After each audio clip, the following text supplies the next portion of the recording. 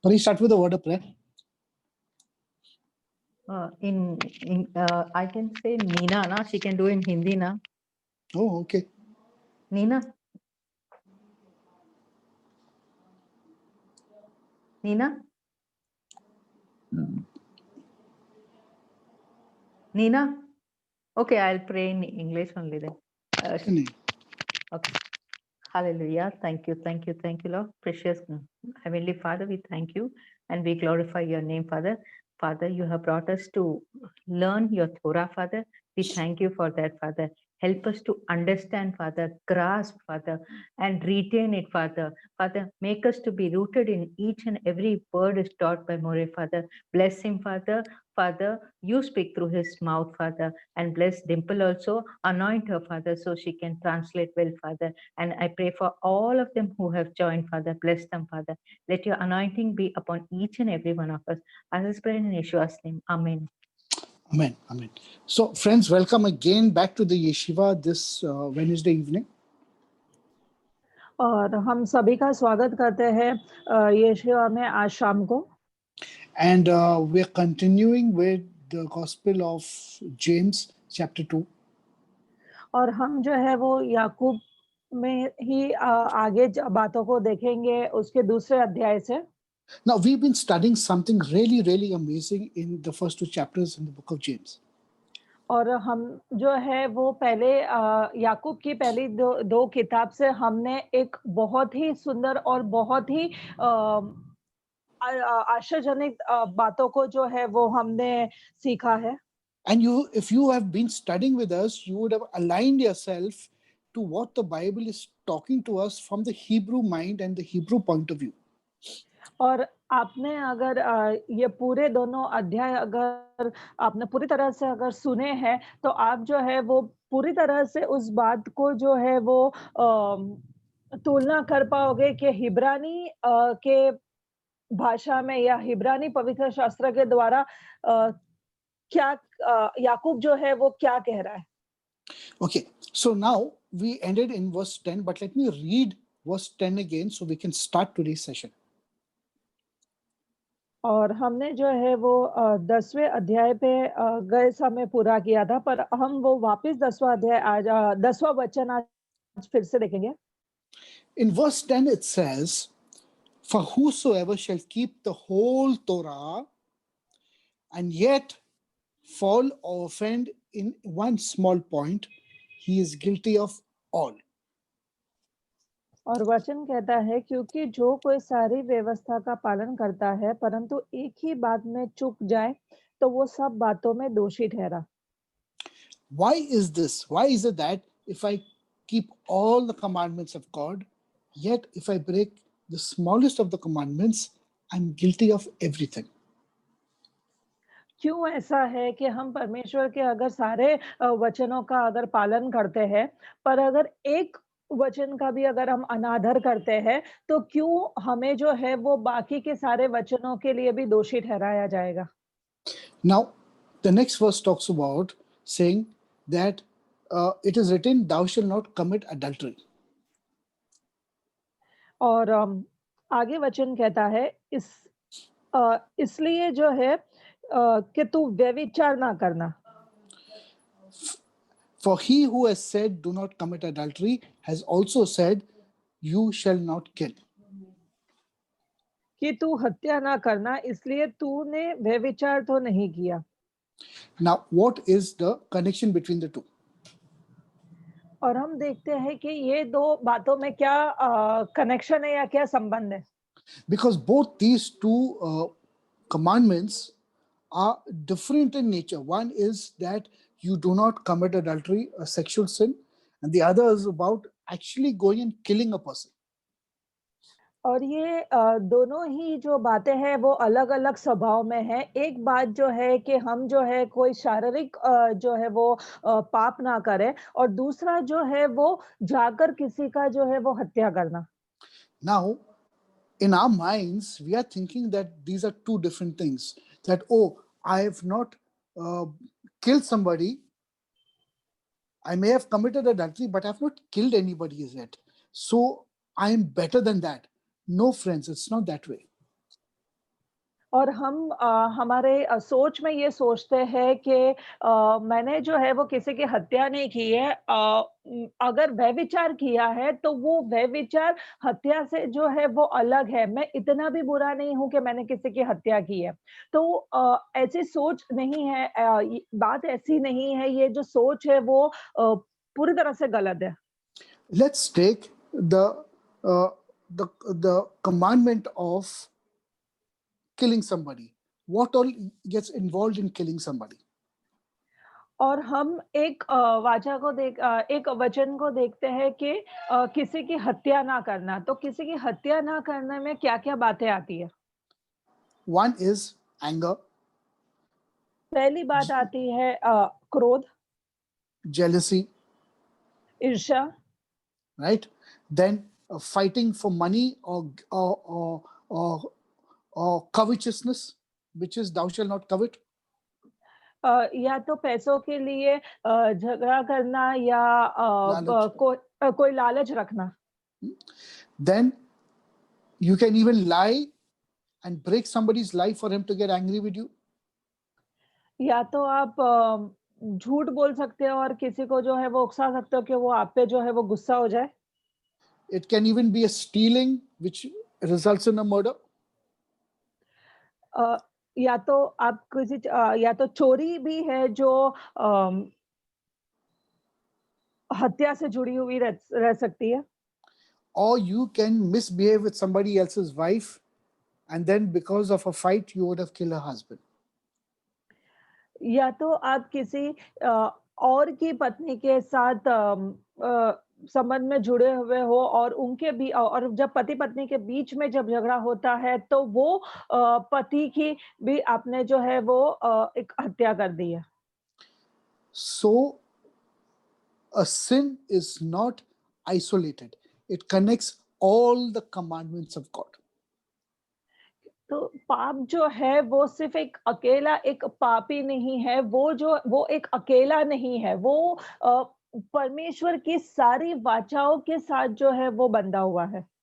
So, even a thing like saying a small lie involves other sins. और अगर एक छोटी-सी बात जहाँ हम झूठ बोलते हैं, वो झूठ के अंदर भी दूसरे सारे पाप जो है वो जुड़ जाते हैं। Because when you say a lie, you have probably stolen something, and you've probably taken something that does not belong to you, or you've cheated somebody, and that has happened because you are jealous or you're covetous. You see, even the smallest of commandments that are broken involves all the commandments and involves all of sin. चाहे आप झूठ ही क्यों नहीं बोलते हो, वो झूठ में भी जो है वो कहीं न कहीं चोरी शामिल होती है। वो चोरी का कारण या तो उस व्यक्ति के ऊपर आपका जो क्रोध है या कोई जलन की भावना है, वो शामिल होती है। तो एक छोटा-सा झूठ भी जो है, एक वाचा जो हम एक झूठ के द्वारा तोड़ते हैं, उसके साथ जो है वो सारी और दूसरी वाचाएँ जुड़ी हुई रहती है, जो टूट जाती है। So it's very difficult to quantify sin in saying that I do small sins and he does big sins. No, a sin is a sin, and both sins are equally weighed in the sight of God. और हम जो है वो मुमकिन ही नहीं है कि कोई भी पाप की हम तुलना उसके वज़न की तुलना कर सकते हैं कि ये छोटा पाप है या ये बड़ा पाप है। पाप है वो पाप ही होता है। परमेश्वर के नज़रों में हर एक पाप का जो वज़न है, जो तुलना है वो एक समान है। So the next time you think of saying to yourself, "Oh, this is such a small mistake or a small error or a small sin which I've done," friends, it is not small.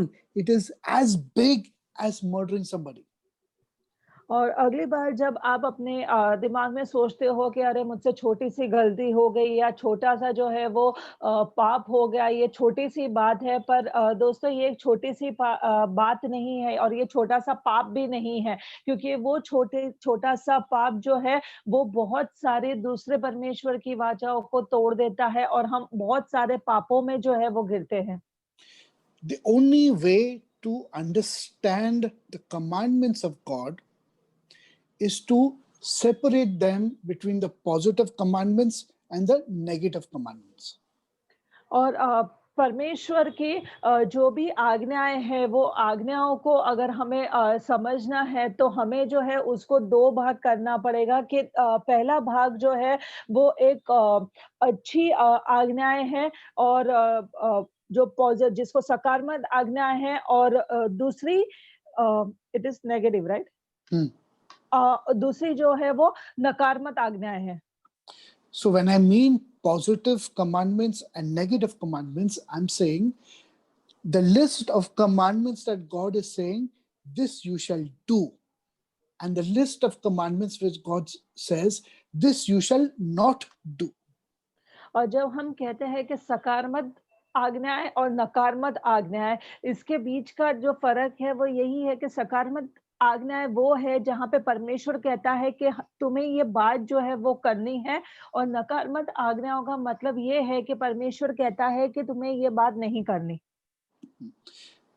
This is the only way we can bifurcate all the commandments that God has given us in the scriptures. And when He's given us all these commandments, it's up to us how we want to utilize these commandments in our lives. और यही एक तरीका है हर एक आज्ञा है जो परमेश्वर ने पवित्र शास्त्र में की है. हम दो भाग में हिस्सा कर सकते हैं और ये अपने पे निर्भर करता है कि हम जो है इन आज्ञाओं को हमारे जीवन में कैसे लागू करते हैं. So what happens when someone breaks a positive commandment and what happens when someone breaks a negative commandment?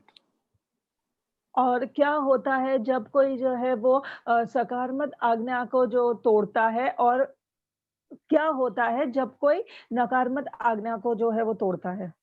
If we take an example of a positive commandment, like thou shalt surely give.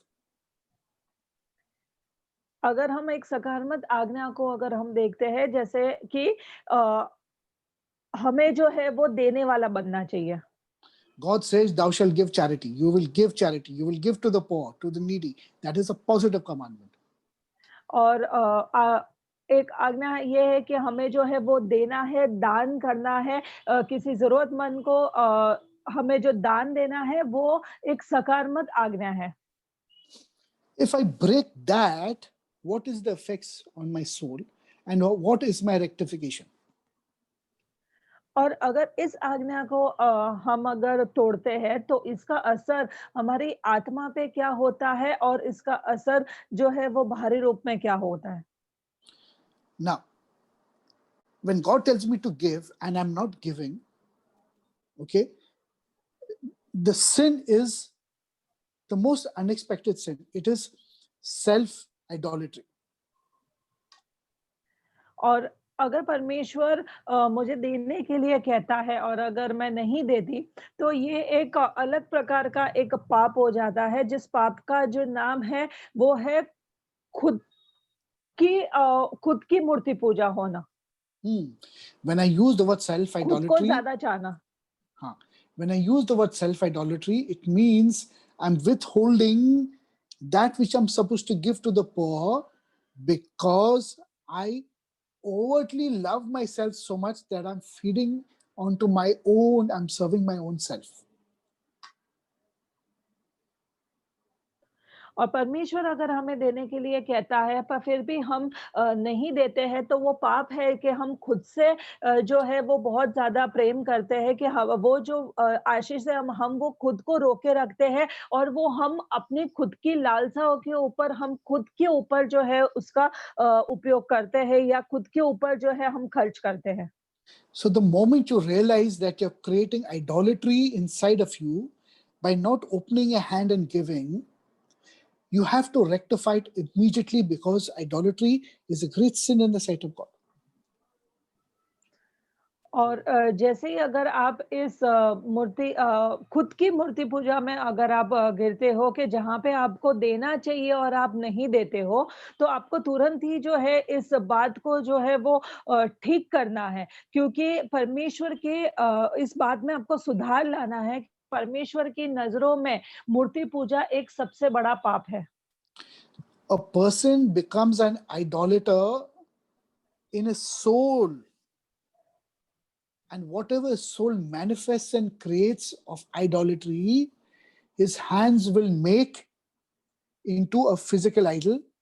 And then that physical idol becomes an idol of wood and stone. The idol is not the idol, but the idolatry is inside of him first. It's the corruption of the soul. और ये जो मूर्ति पूजा जो है वो पहले अंदर अपने हृदय में आती है। पहले वो एक सोच के रूप में एक आकार लेती है, फिर वो सोच के रूप में अपने हाथ जो है उस कार्य को करने लग जाते हैं और हाथों के द्वारा वो जो मूर्ति जो है वो लकड़ी की एक मूर्त बनती है। वो मूर्त जो है वो मूर्ति पूजा नहीं है, बल्कि वो मूर्त के द्वारा जो बातें हमारे स्वभाव में या तो हमारे हृदय में आती है, वो एक मूर्ति पूजा होती है। And it's the corruption of the soul. So what am I doing as a corrupt person? I am creating an idol inside of me. I'm manifesting that idol into something physical, and I'm investing my soul and my life and my corruption into that concept which I have brought forth. और ये जो है हमारे सोच को जो है वो खराब करता है, क्योंकि ये मूर्ति पूजा जब हमारे हृदय के अंदर जब ये बातों को आती है, तब वो बातों एक आकार लेकर एक हाथों के कार्य के द्वारा बाहर आती है और वो कार्य जो है वो मूर्ति पे तभी लागू होता है जब हमारे हृदय में हम मूर्ति पूजा को करते हैं। तो वो जो मूर्ति पूजा है हमारी अंदर के हृदय को जो है वो नष्ट करती है या खराब कर देती है। So idolatry is inside of you, but a person who goes and puts and worships a stone or a piece of wood is not an idolater. He's a mental patient. He needs to be admitted to a mental hospital.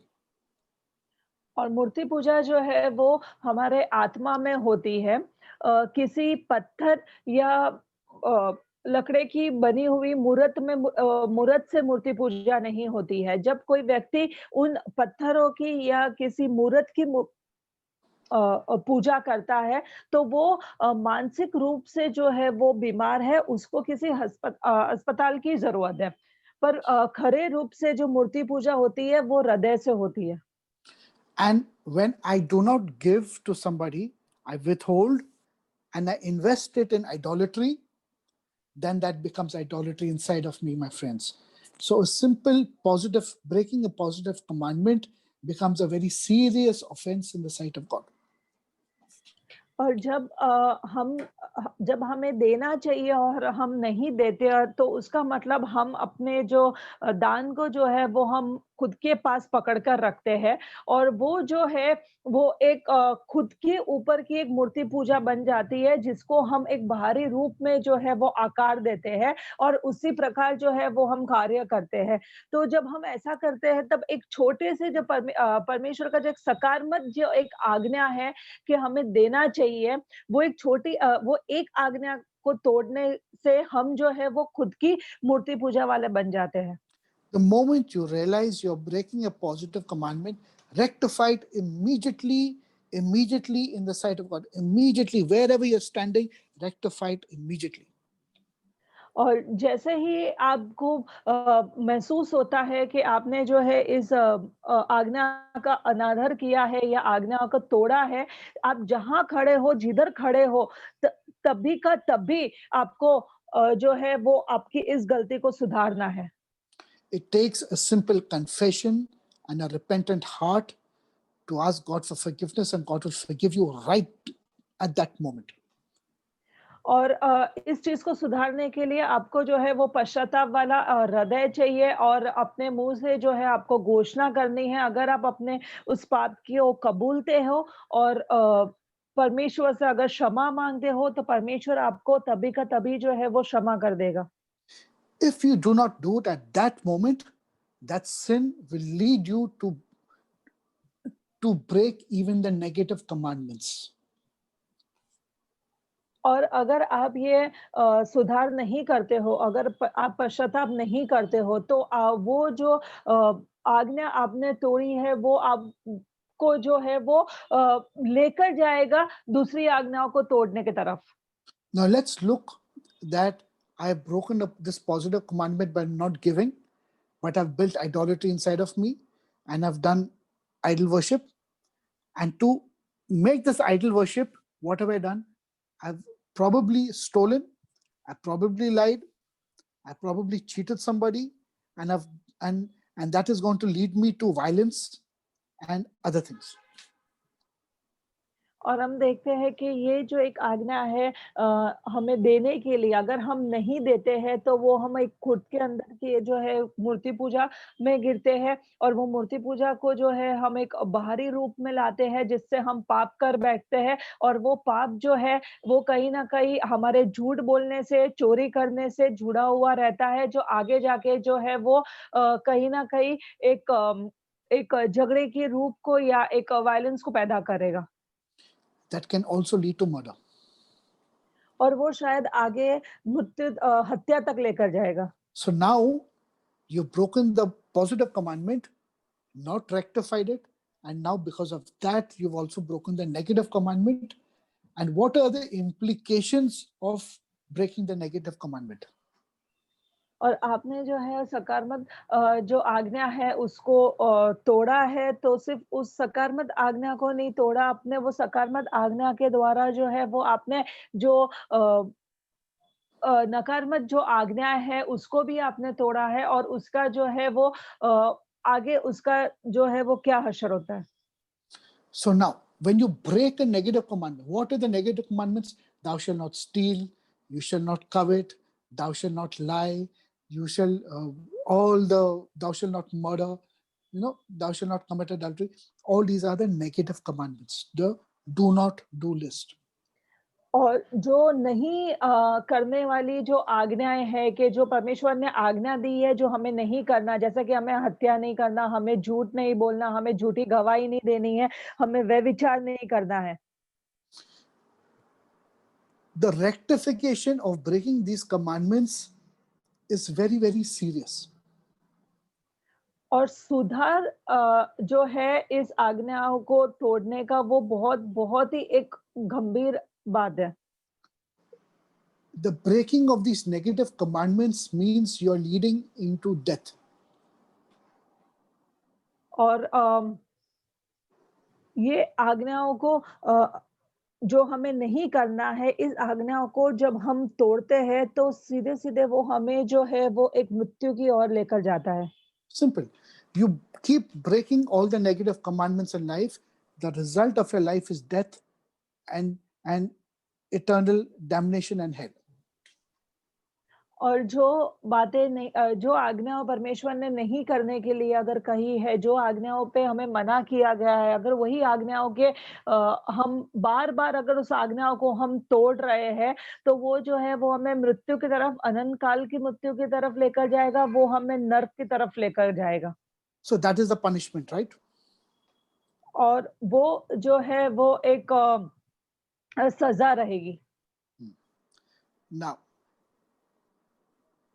when God saw the world is breaking all the commandments that are negative, the result of which was death for everybody, therefore he says in John 3:16, for God so loved the world that he gave his only begotten son, that only through him that the world may not perish but have eternal life.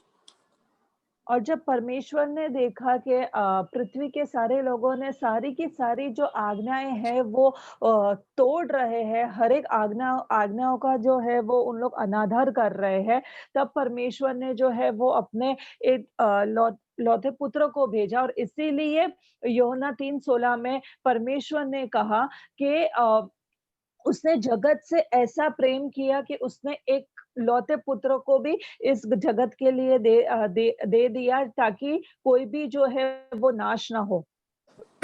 It's very important to understand that the reason Jesus had to die is because you and me were breaking all the negative commandments of God.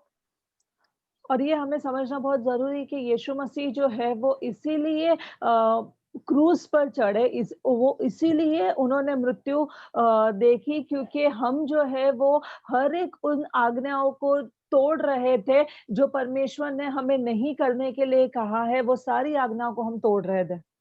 Now, when Paul says that if you break one of the commandments, you've broken all the commandments of the Torah, and it is the Torah itself, the commandments itself, that will indict you and make you a sinner. और इसलिए पौलुस ने कहा है कि अगर हम एक भी आज्ञाओं को जो है वो अगर तोड़ते हो, और वो आज्ञाएं जो वो आज्ञा जो आप तोड़ते हो, वो आपको जो है वो एक पापी बनाता है। What does he mean by that? The word for sin in Hebrew is the word kata. और पाप का जो शब्द है हिब्रानी में, जो पाप को कहा जाता है वो है कता। Kata or katat means absolutely missing the mark, खता or का मतलब not reaching a destination, missing a mark, completely going in error. कथा का मतलब हम जो है वो अपने लक्ष्य पे बिल्कुल भी नहीं पहुंच पा रहे, या उस लक्ष्य को जो है हम चूक चुके हैं और पूरी तरह से जो है वो हम मृत्यु की ओर जा रहे हैं।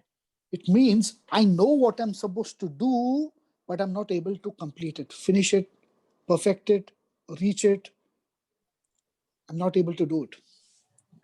उसका मतलब ये है कि हमें पता है हमें क्या करना है, पर फिर भी हम जो है उस बात को पूरा नहीं कर सकते हैं। हम पूरी तरह से वहाँ तक नहीं पहुँच सकते हैं। हम उस जगह उस लक्ष्य को जो है वो हम चूक जाएँगे। So before the Torah was given to Moses and the Jewish people, the world all over were breaking all the commandments of God without even knowing what the commandments are, because it was not given as yet on Mount Sinai.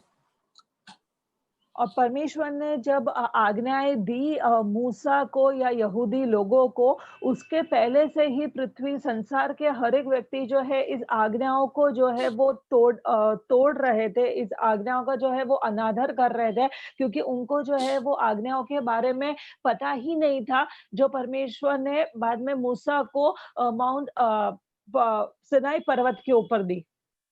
So technically, all the people were not considered sinners in the sight of God. They were impure with their living, but they were not considered sinners because they never knew what sin was. They were indulging in it, but they never knew what sin was. इसलिए परमेश्वर की नज़रों में जो मनुष्य थे वो पापी नहीं थे, वो परमेश्वर की नज़र में अशुद्ध थे, क्योंकि वो नहीं जानते थे कि वो किस प्रकार के जो है वो पाप से जुड़े हुए या पाप में जो है वो डूबे हुए हैं। इसलिए परमेश्वर की नज़र में लोग जो है वो अशुद्ध थे, ना कि पापी थे। When God gave the Torah to the Jewish people and to humanity, that Torah now tells me that I am a sinner. और जब परमेश्वर ने जब आज्ञा दी यहूदी लोगों को, तो वो आज्ञा जो है वो हमें बताती है कि हम जो है वो पापी है। Therefore, if I know now, the Jewish people know what they're supposed to do and what they're not supposed to do. Me being the Gentile, it's not been given to me. और ये आज्ञा जो है वो यहूदी लोगों को आज्ञाओं के बाद जो है वो पता चला कि ये हमें करना चाहिए और ये हमें जो है वो नहीं करना चाहिए। तो ये बातें जो है वो यहूदियों को पता चली थी, ये बातें यहूदियों के लिए थी, ना कि अन्य जातियों के लिए। So when a Jew was not able to complete and reach and keep all the commandments in the positive way, then he was called a sinner because the Torah was telling him you're a sinner. और जब यहूदी लोग जो है वो पूरी तरह से खरे नहीं उतर पा रहे थे, जो आज्ञाएं परमेश्वर ने दी थी, तो उनकी इसलिए वो जो है वो पापियों में ठहराए गए। And when they were not rectifying their positive commandments, they were also committing all the negative commandments, breaking it. Therefore, a Jew who is breaking the negative commandments is just as good as a Gentile in this world. They are the same. और यहूदी लोग जो सारी आज्ञाओं को जो है वो तोड़ रहे थे, ना कि सिर्फ सकारात्मक आज्ञाओं को, बल्कि जो आज्ञा है जो उनको नहीं करना चाहिए वो आज्ञाओं को जो है वो भी वो जब लगातार तोड़ रहे थे, तो वो जो है वो एक समान हो गए उन व्यक्तियों के द्वारा जो अन्य जाति जो संसार में थे, वो लोग एक समान हो गए। So therefore, a Gentile was sinning. The result was death. The Jew also was sinning. The result is death. Therefore, the Jew and the Gentile both need Jesus for salvation. क्योंकि अन्य जाति जो है वो वो आज्ञाओं को नहीं जानती थी, इसलिए वो पाप कर रहे थे, और इसीलिए उन्होंने उनका जो परिणाम था वो मृत्यु था। और यहूदी लोग जो इस बात आज्ञाओं को जानते थे फिर भी वो पाप कर रहे थे, उनका भी परिणाम जो था वो मृत्यु था।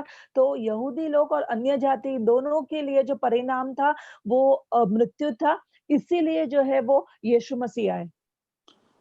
So both the Jew and the Gentile will become saved through the blood of Jesus. और इसीलिए दोनों ही यहूदी लोग और अन्य जाति के लोग दोनों ने के लिए ही यीशु मसीह आए, और वो लोग यीशु के लहू के द्वारा जो है वो बचाए गए। So you have to understand whenever the Bible says that you who are in sin and in iniquity and the Lord Jesus died for you, he died because you were breaking all the negative commandments and your punishment was death. Therefore, Jesus took that death for you. और इसीलिए जब हम ये देखते हैं कि पवित्र शास्त्र कहती है कि तुम पापी थे और पाप में डूबे हुए थे, और तुम जो है वो एक मृत्यु के लायक थे, पर यीशु मसीह यही एक कारण है कि यीशु मसीह आए और यीशु मसीह जो है वो हमारे लिए मारे गए और क्रूस पे चढ़ाए गए, हमारे लिए जो है वो क्रूसित हुए।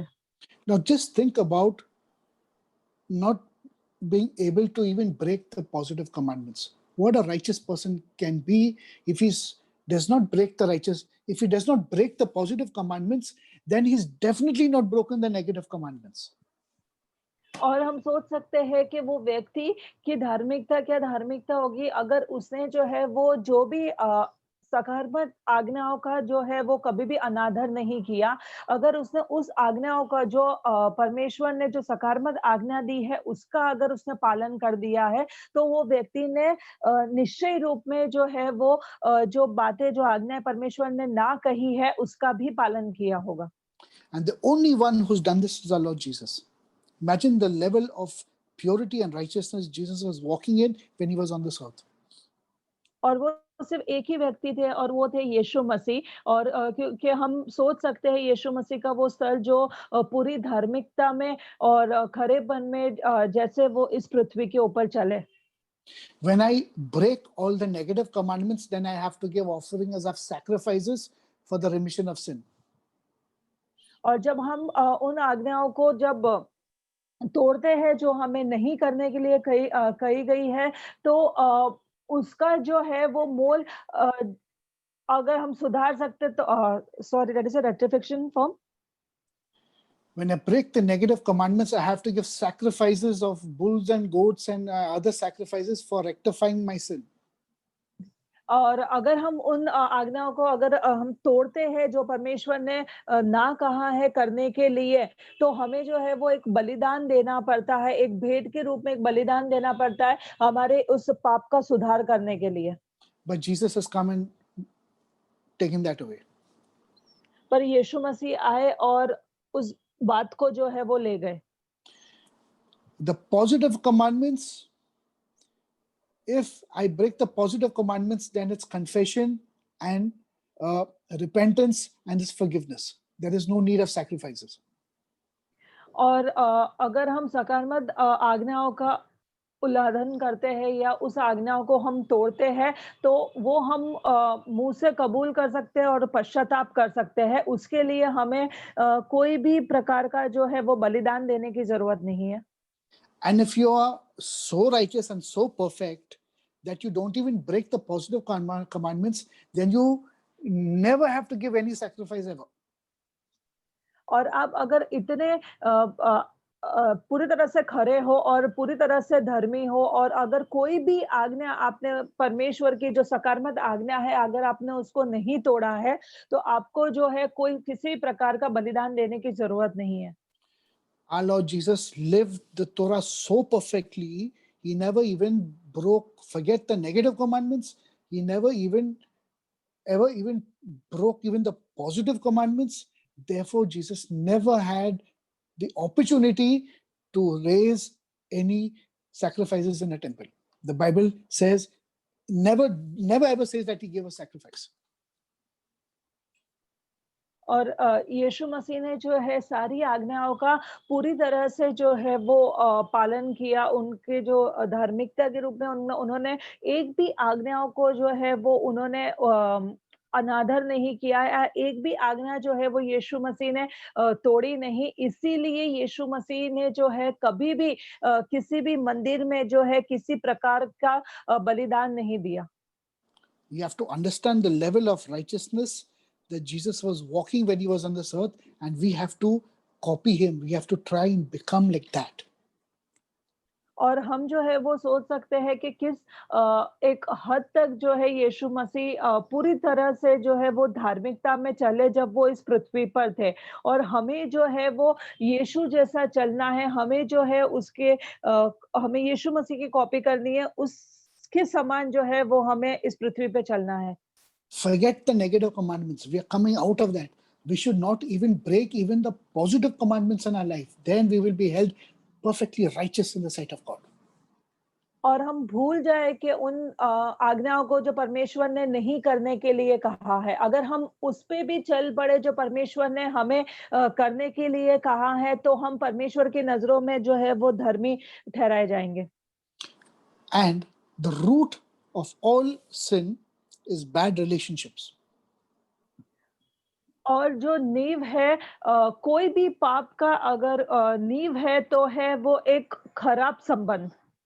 Because a bad relationship causes all breaking of all the commandments, the positive first and the negative also. क्योंकि खराब रिश्ता, एक खराब संबंध जो है वो सारी आज्ञाओं को जो परमेश्वर ने नहीं करने के लिए कहा है उसकी ओर हमें लेकर जाएगा और वो सारी आज्ञाओं को तुड़वाएगा, ना कि वही आज्ञाओं को बल्कि वो आज्ञाओं को भी तुड़वाएगा जो परमेश्वर ने सकारात्मक आज्ञा दी है उसको भी तुड़वा देगा। Now read verses 12 and 13.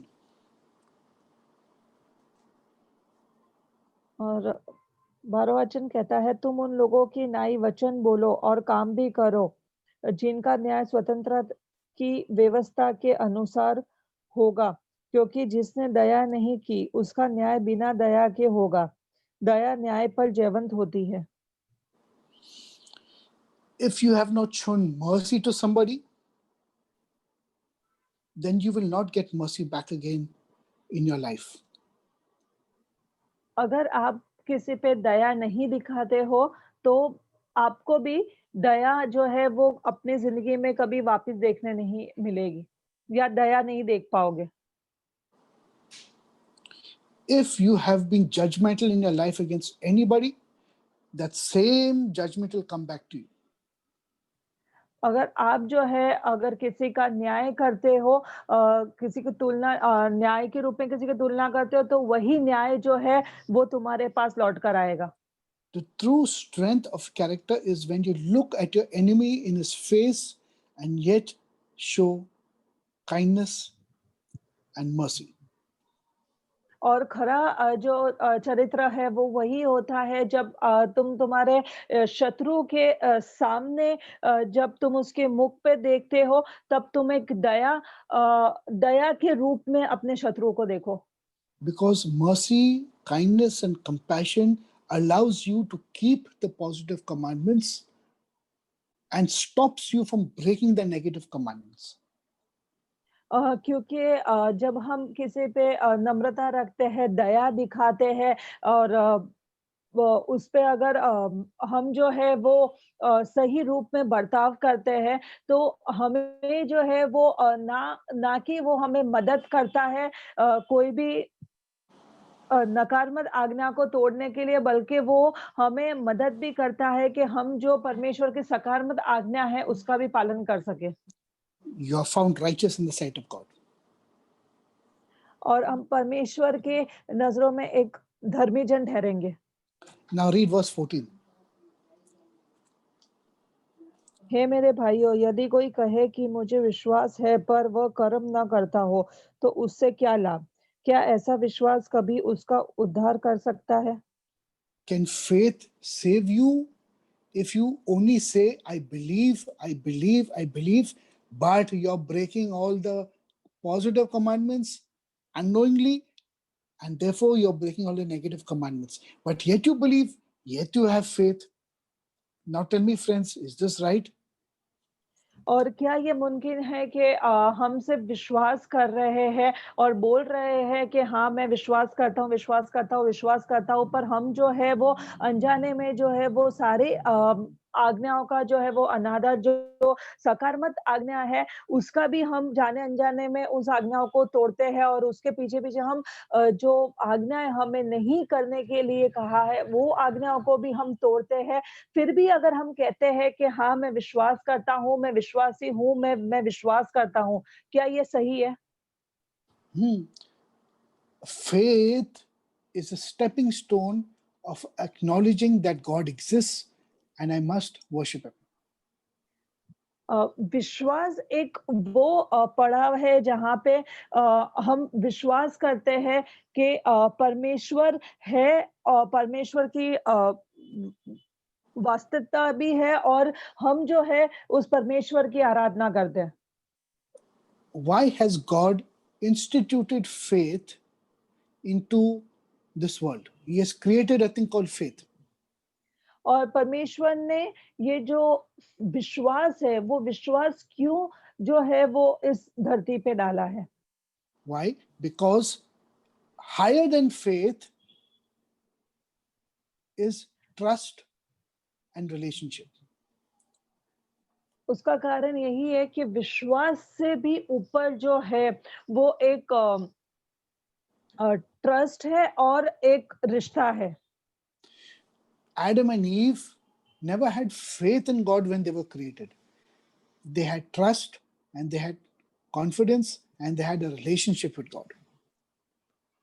और आदम और ईव जब परमेश्वर ने आदम और हवा को बनाया, तब उनको जो है वो परमेश्वर पे जो है वो पहले विश्वास नहीं था, बल्कि पहले उनके अंदर जो है वो एक आत्मविश्वास था और एक रिश्ता था परमेश्वर के साथ। When that relationship was broken and humanity started moving away and away and away from God, the relationship was not like what it used to be with God and Adam and Eve. और जब वो आज्ञा टूटी और उस समय जो है वो एक रिश्ता टूटा, और तब जो है वो इंसानियत जो है वो बहुत बहुत बहुत जो है वो दूर हो गई, और वो रिश्ता जो है वो पहले जैसा नहीं था। Adam and Eve seen God, spoke to God and walked with God. But 4 generations after Adam, they could not see God. They could not hear God. They could not walk with God. और आदम और हवा ने जो है वो परमेश्वर को देखा, परमेश्वर को सुना और परमेश्वर के साथ भी चलते थे।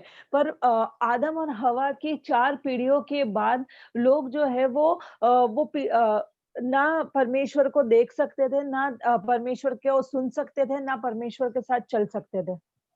So therefore God said, now if you want to rectify yourself, you have to first believe that I exist. There comes faith. So faith is a stepping stone to a relationship with God. और इसलिए परमेश्वर ने कहा कि अगर हमें अगर इस बात में जो है वो इस बात को अगर सुधारना है, तो परमेश्वर ने एक विश्वास की नींव दी है, एक वो पड़ाव दिया है कि अगर हम विश्वास करते हैं कि हाँ, परमेश्वर है, और अगर हम परमेश्वर में मानते हैं, तो हम परमेश्वर से फिर से रिश्ता जोड़ सकते हैं। So God put in faith into humanity as a tool to come back to Him as a stepping stone. But once you come in through faith, then it is expected of you to build a relationship with God. और इसीलिए परमेश्वर ने जो है वो विश्वास का एक औजार जो है वो इंसान मनुष्य के लिए दिया, ताकि वो विश्वास के ऊपर पैर रखकर जो है वो परमेश्वर से एक रिश्ता बना सकता है। पर जब वो विश्वास के पत्थर के ऊपर जब वो खड़ा रहता है, तब वो मनुष्य की एक जवाबदारी रहती है कि वो आगे चले और परमेश्वर से जो है वो फिर से अपना रिश्ता कायम करे। That is why to enter into the kingdom of God, faith is a must, it is necessary. But if you don't enter into the kingdom, if you enter into the kingdom and if you don't do work in the kingdom, then faith becomes invalid.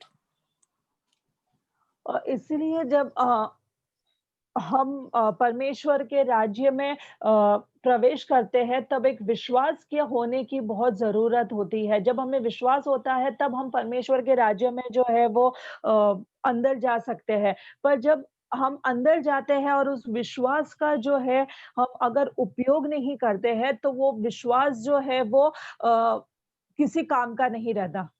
Now read verse 15 and 16. यदि कोई भाई या बहन नंगे उगाड़े हो और उन्हें प्रतिदिन भोजन की घटी हो और तुम में से कोई उनसे कहे कुशल से जाओ, तुम गर्म रहो और तृप्त रहो, पर जो वस्तुएं देह के लिए आवश्यक है वो उन्हें न दो, तो क्या लाभ? I hope you'll understand what he's talking about faith out here. Faith is important to enter into the kingdom, but then what are you doing? और हम आशा रखते हैं कि आप जो है इस बात को समझ रहे हो कि विश्वास जो है वो कितना महत्वपूर्ण है, क्योंकि विश्वास के द्वारा हम जो है वो परमेश्वर के राज्य में जो है वो प्रवेश कर सकते हैं। पर प्रवेश करने के बाद हम जो है वो उस विश्वास के द्वारा क्या-क्या कार्य कर रहे हैं? Read verse 17. वैसे ही विश्वास भी यदि कर्म सहित न हो तो अपने स्वभाव में मरा हुआ है। Your faith is dead because you're not practicing the commandments of God. And when you're doing the commandments of God, by doing the positive commandments, you're righteous. If you're breaking the positive, then you'll break the negative, and then you're found unrighteous in the kingdom of God. Faith is not going to be able to do anything for you. और अगर हम जो है उस विश्वास को अगर हम यदि कार्य में नहीं लाते हैं, तो वो विश्वास जो है वो मरा हुआ हो जाता है, वो विश्वास जो है वो मर जाता है। और हम जो है अगर उन आज्ञाओं को तोड़ देते हैं, जो परमेश्वर ने हमें एक सकारात्मक आज्ञा दी है वो तोड़ देते हैं, तो अपने आप ही हम जो है वो उन आज्ञाओं को भी तोड़ देते हैं जो परमेश्वर ने नहीं करने के लिए कहा है। तो वो जो विश्वास है अपने अंदर, वो बिना कार्य के जो है वो मर जाएगा। Read 18, 19, and 20. वरन कोई कह सकता है कि तुझे विश्वास है और मैं कर्म करता हूँ, तू अपना विश्वास मुझे कर्म बिना तो दिखा और मैं अपना विश्वास अपने कर्मों के द्वारा तुझे दिखाऊंगा। तुझे विश्वास है कि एक ही परमेश्वर है, तू अच्छा करता है, तुच्छ आत्मा भी विश्वास रखते हैं और थरथराते हैं। पर हे निकम्मे मनुष्य, क्या तू यह भी नहीं जानता कि कर्म बिना विश्वास व्यर्थ है? So now what is Paul tell us? We always talking about faith in the church, right? But when are we going to start keeping the commandments of God? और यहाँ पे जो है वो वचन क्या कहता है, हमें ये समझना है, क्योंकि हम कलीसिया में जो है वो हमेशा जो है वो विश्वास और विश्वास रखने के बारे में जो है वो सुनते हैं। पर उस बात का क्या, जहाँ पे हमें सिखाया जाए कि हमें जो है वो आज्ञाओं को रखना है या आज्ञाओं का पालन करना है। When I read the commandments of God, I internalize it inside of me and I apply it to my life. That is keeping the commandments of God. और जब हम परमेश्वर के वचन को जब हम पढ़ते हैं, अपने हृदय में जब उस वचन को हम लेते हैं और उस वचन को जब हम कार्य में लाते हैं, वो होता है कि हम परमेश्वर की आज्ञाओं का पालन कर रहे हैं। And then faith becomes perfect with my works together. और तब जो है अपना विश्वास जो है वो पूरी तरह से खरा हो जाता है और वो कार्य में आता है। हमारे आज्ञाओं के द्वारा वो एक हो जाता है और वो पूरी तरह से कार्य में आ जाता है। Now you remember when we studied chapter 1, we studied that this thing was written by the Jewish uh, Yaakov to his Jewish brothers and sisters in the diaspora in the world over. और हमें वो बात याद करनी है जो हमने पहले अध्याय में याकूब के देखा था कि याकूब ने जो है ये बातें अपने यहूदी भाई बहनों के लिए कही है जो पूरे संसार में अलग-अलग स्थान पर जाकर जो बस गए हैं। So now he's reminding the Jewish brothers and sisters that listen, you are not Gentiles to stress so much on faith. Their coming in by faith is important to them, but you, my Jewish brothers and sisters, you'll have to do works because the Torah has been given to you. और यहाँ पे जो याकूब है वो अपने यहूदी भाई बहनों से कह रहा है कि तुम वो अन्य जाति वाले लोग नहीं हो जिसको विश्वास के बारे में बताया जाए, तुम जो है वो यहूदी लोग हो और ये जो आज्ञा जो है वो तुम्हारे हमारे लिए दी गई है। When a Jew starts disbelieving, then he becomes a Gentile. But if he's still in the faith, in the faith of the Torah and the Bible, then he has to work the commandments. और अगर वो यहूदी इस बात पे विश्वास नहीं करता तो वो अन्य जाति के रूप में अन्य जाति के समान हो जाता है। पर अगर वो इस बात पे आज्ञाओं पे अगर विश्वास करता है तो उसको जो है उसके विश्वास को जो है इस आज्ञाओं का पालन के द्वारा कार्य में लाना पड़ेगा। So please understand the difference between how faith is important to you and me, to the Gentiles, but faith is not really important to the Jewish people.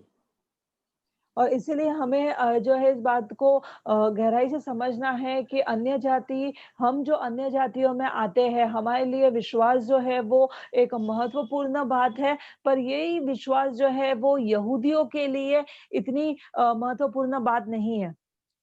The commandments, the Torah, the covenants, the promises were given to them. They have to live it.